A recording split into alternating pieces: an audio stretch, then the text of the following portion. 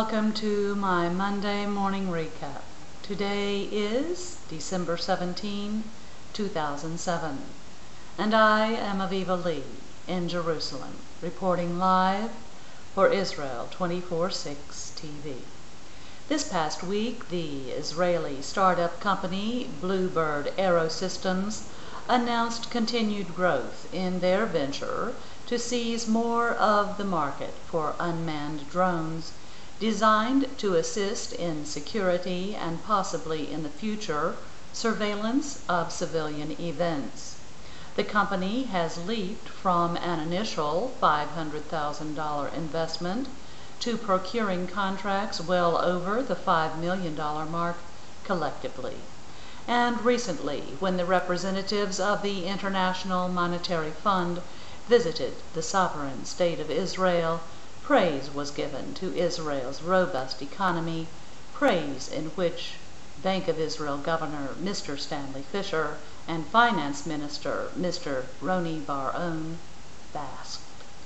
However, a warning was submitted concerning the nation's level of debt, and strong recommendations were made that the debt be reduced to 60% with a target year of 2015. In a joint communique forwarded by the Government Press Office, we were informed of last week's meeting between delegates representing the sovereign state of Israel and delegates representing the Vatican. The joint communique documented that on Thursday, December 13, 2007, the bilateral permanent working commission between the State of Israel and the Holy See held a plenary meeting at the Ministry of Foreign Affairs of the State of Israel. The meeting's purpose is stated to have been the advancement of the negotiations pursuant to Article 10, Section 2 of the Fundamental Agreement between the Holy See and the Sovereign State of Israel. This referenced agreement dates back to the 30th of December, 1993. The delegation of the State of Israel was led by Mr. Aaron Abramovich, Director General of the Ministry of Foreign Affairs, and was composed in addition by 10 other members representing the sovereign State of Israel.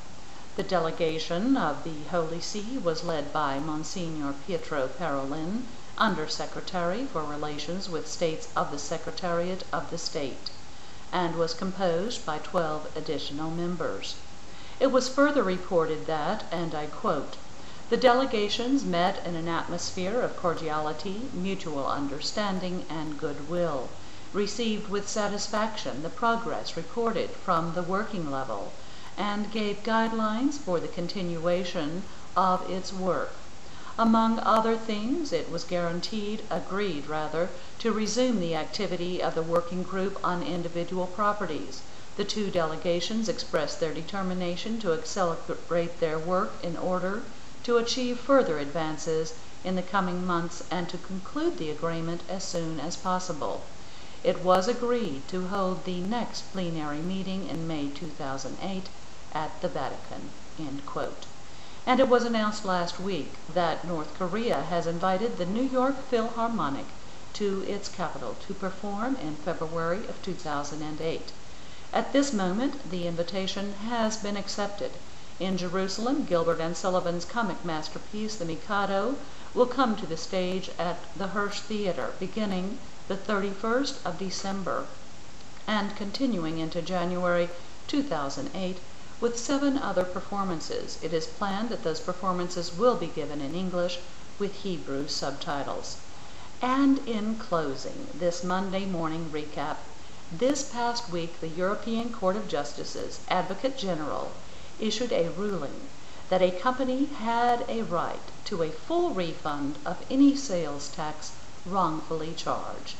This is pertinent information for all of us who love moon pies, Israel's manbo, and the British version of that marshmallow chocolate-covered cake-mounted confection, because Marks & Spencer, the company marketing the British version in Europe, had filed a lawsuit claiming a full refund of tax collected by the British government, who classified that pastry as a biscuit not a tea cake.